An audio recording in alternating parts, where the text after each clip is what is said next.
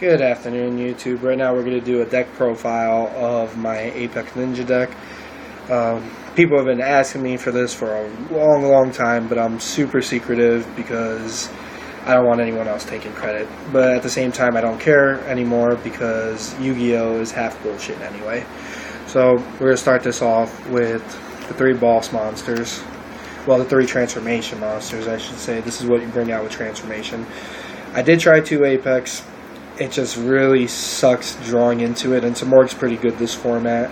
And Red Dragon is something you could go into and then use as a transformation target, so that's why that's there. It also has a Night Beam effect, which is pretty busted. You got the staple of the deck, 3 Hanzos. Without this, the deck is not in existence. I play 2 Golden Ninja. I did used to play 3, then I went to 1, and then I figured 2 is the best for reasons I'll explain afterwards. Another great tech in the deck is 3 Mist Valley Falcons. This you can bounce back with Apex. Not only that, it helps you recycle your traps, and it's a 2000 beat stick, which is ridiculous. Then we have the tech monsters. 1 Sazang, Ninja, searchable through Hanzo's effect, and you could special summon Golden. Stealth Ray, which could be special summoned through Divine Wind.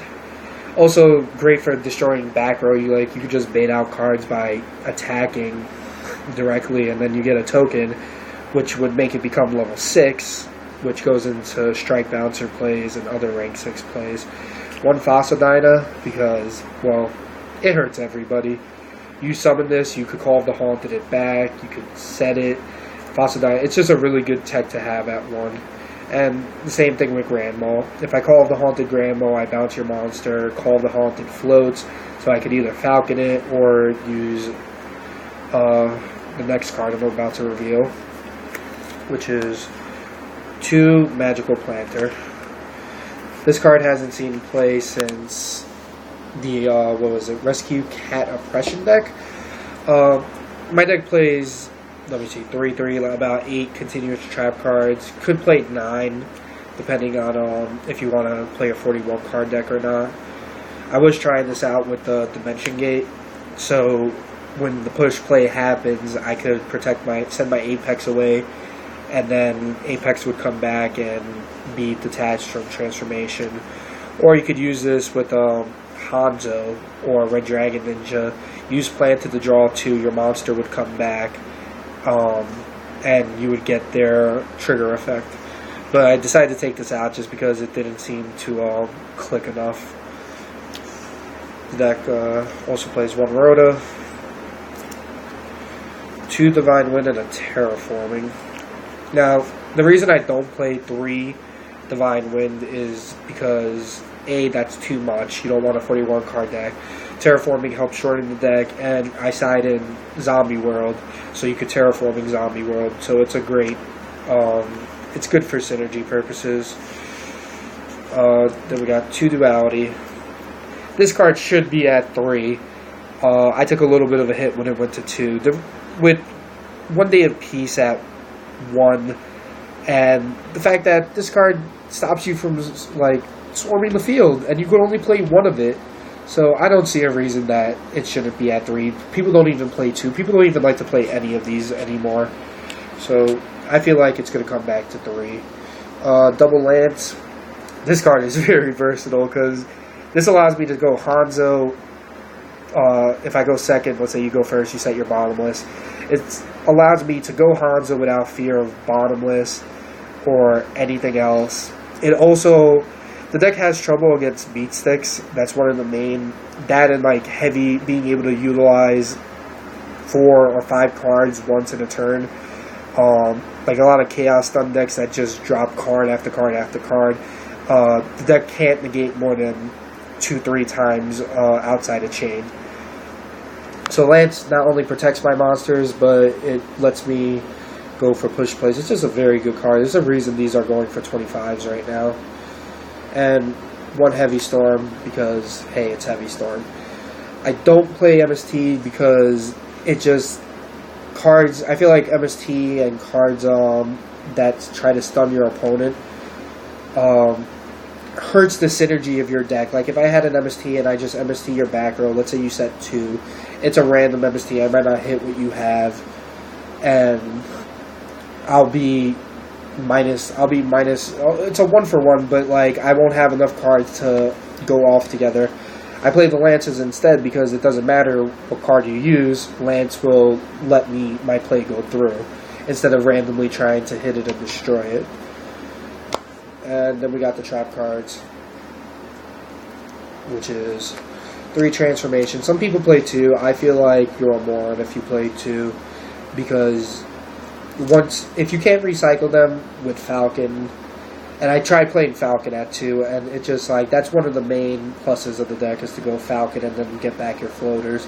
You play 3 Hanzo, you need 3 transformation.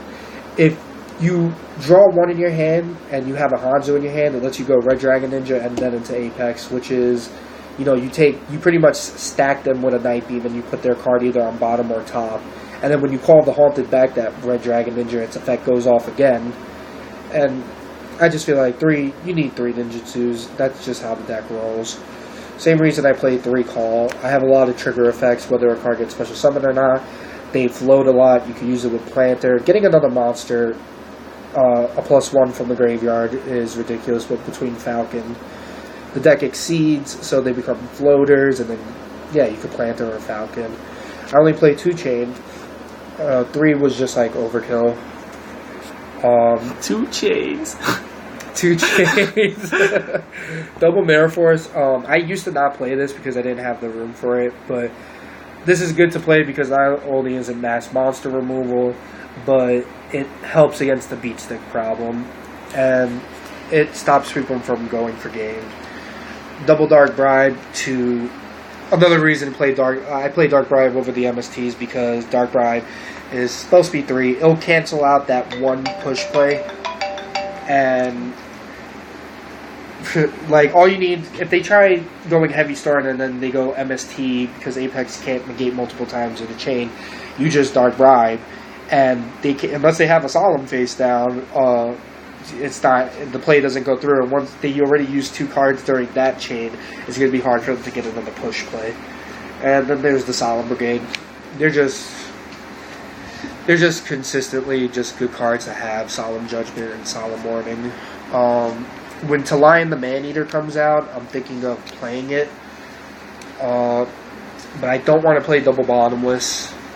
I mean, I might try to take maybe a Warning out, put in double bottomless, and Talion, and that would be a 42 card deck. Try to get that down. But when Talion comes out, it's good because you could transformation into it, and when it's special summon, it pops a back row, which is awesome, and it's a level 4. The only thing I wish it was a dark or a wind, so I could use it with some more. Now we have the extra deck. Got the Warrior, Exceeds, Herodic, and Blade Armor.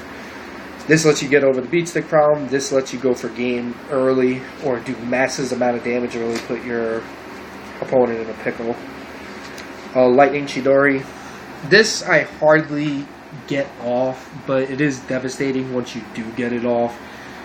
You top deck a back row, and then you could just send the monster back.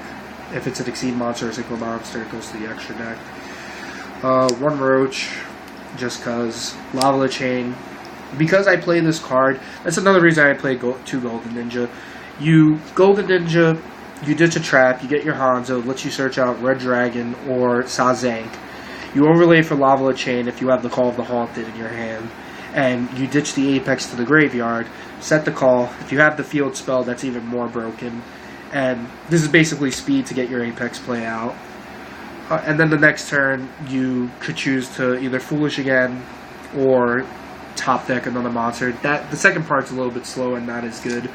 But if you start off with a Call and a Golden Ninja and you have a spare trap card in your hand, and you're bound to have one of the cards for a field spell. So I really like Lava Chain in this. Shockmaster. This is just for Elemental Dragon players and Prophecy players. I go Shockmaster. I go Golden Ninja. It's a Golden Ninja. It's a Hanzo. Search out whatever and make a Shockmaster. And hopefully you don't have that Veiler or that Fairy Injection Lily. And chances are you lose. especially since I play back row. Like I set this with a Mirror Force. Then the Veil of Clay would be the only one that could really hurt. Black Horn, the better version of Papillon Operative. I wish it had just 100 more attacks so it could get rid of cards like Yoke, which we'll get into in a different video.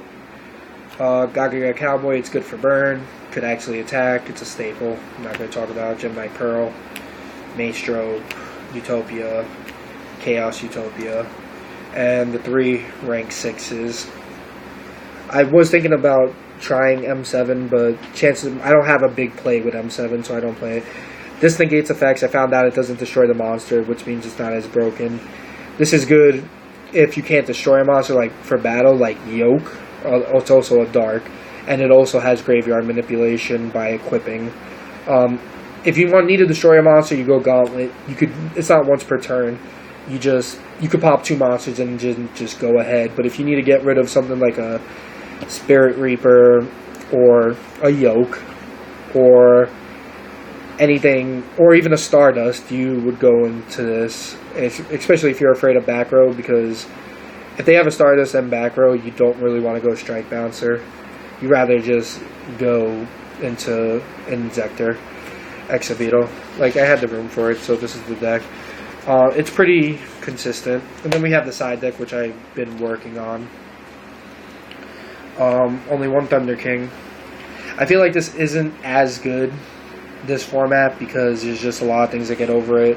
Elemental Dragons are ignition effects, and I feel like this is only good early game against Prophecies. But to play 2, hoping to get it in early game, it's a little bit unrealistic, and this also, it hurts my deck sort of. Like if I get this out first and then I can't search, so I wouldn't want to rely on this anymore. And I replaced it with a much better card. One Meteion. I feel like this card is so broken. It's like screw your lad, screw all your Exceeds, all your Synchros. Stays on my side of the field. I could call the Haunt of this back if this somehow goes to the graveyard, which I don't see how because it can't be destroyed by effects. And it's just a nice out to have. 2-Dimensional Fissure for those decks that utilize the graveyard too much, like maybe Lavalas. And I like how I hate Dark Road so much, like ridiculous. Every player hates Dark Road, so this just helps against Dark Road. 2 MSTs, because let's face it, it's gonna get sided against you, and you do need the destruction play. And God forbid I ever go up against a mirror match, I'm gonna need the MSTs. You kind of have to side at least 2. 1 Prohibition. This card isn't as good for the tier 1 decks right now because they're just so versatile. But against decks like how they used to be played, where they would focus in on one card, you could just, for example, you would play this against 6 Sams and you would call the Tuner, I forgot what its name is, and if you go up against Lavalas, you call Rekindling, and I feel like at 1, it's a good enough option. The Zombie World, it's an underrated card. You side it against Dino Rabbit, you can side it against 6 Sams. They won't be able to make a Sheehan because the other monster has to be a warrior. So it's just one of those things. It's a very underrated card. You can even use this against Geargaias, so they can't go into their machines. 1 Shadow Imprisoning, 1 Light Imprisoning, 1 Gozen Match, 1 Soul Drain. I was thinking, should I play 2 Soul Drains? And I'm just like, I was just like, it's better to have the option to have 1 Dark Imprisoning and 1 Soul Drain. This isn't a lock against Elemental Dragons either, which really hurts. 2 Mind Crush. Used to have them super. Don't ask me why I don't anymore. It's just a good card. Like, everything searches. You could really hurt your opponent with this. And it's like, what else can you possibly side? Because I'm not going to like siding into 1 card for 3 of 1 card. Like Imperial Iron Wall. I did not want to play Imperial Iron Wall. I felt like that was such a bad option, and I did not like it. And the card that I replaced Thunder King with is Eradicator Epidemic Virus. I have the ability to go Dark Samora whenever with any transformation play. So if I start off with this, it's live, and this is a much better option than Thunder King or Imperial Iron Wall or anything else for that matter for Prophecies. This could also be sided in against trap heavy decks. It's a really good card. The Secret First Ed's going for like 90 or 80 or something, and I just found this in my craps. I wish I had more, but I had one extra slot, and I'm going to try it out because I lost a match to Prophecies. They didn't even drop a Priestess on me.